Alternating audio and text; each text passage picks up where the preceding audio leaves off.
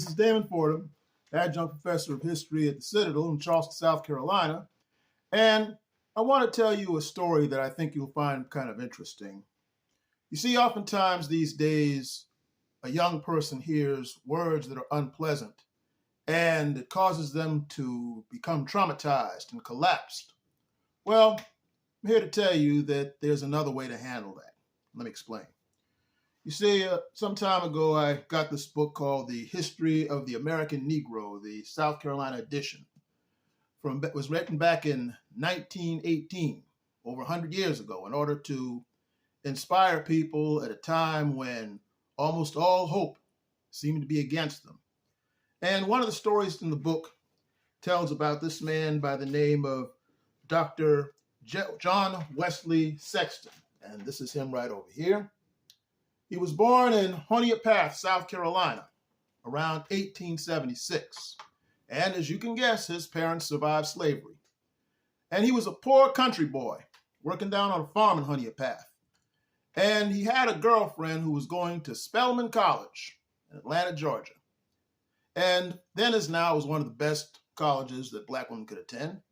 And so one day he was out there in the farm doing his thing, and the young lady who he was in love with happened to be riding by in a horse and buggy. And with him was a fellow who was going to the Atlanta Baptist College at the time. So he began to say hello and converse with her. And his would-be girlfriend and the guy that she was riding it, they started to laugh at him. Why? Because of his poor and country English. So here they were going to college, and they hear John Wesley Sexton speak, and they're laughing at him because he's mangling in the English language and speaking this country accent. Well, he could have let that destroy him, ruin his life. But he said, you know what? There's going to come a time when people aren't going to laugh at me one day.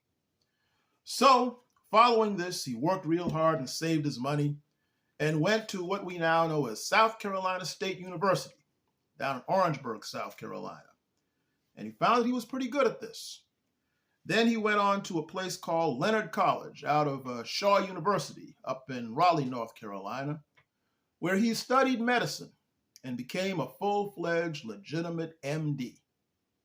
And after that, he went down to my hometown of Spartanburg, South Carolina, where, get this left, folks, in the late 1800s and early 1900s, he built and operated a black-owned drugstore called the Piedmont Drugstore in Spartanburg.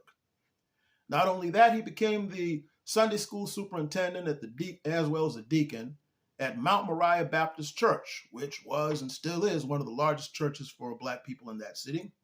And he did well for himself as a whole. He would often write letters to black newspapers about the various problems of African Americans of that day, and was very outspoken in his way, and was a role model for several generations of not only young African Americans in Spartanburg, South Carolina, but to any who came into contact with him. So here's a man who's doing all of these things back during the time when black people were often lynched and segregated and living in a very restricted and miserable condition. So I want you young people to think.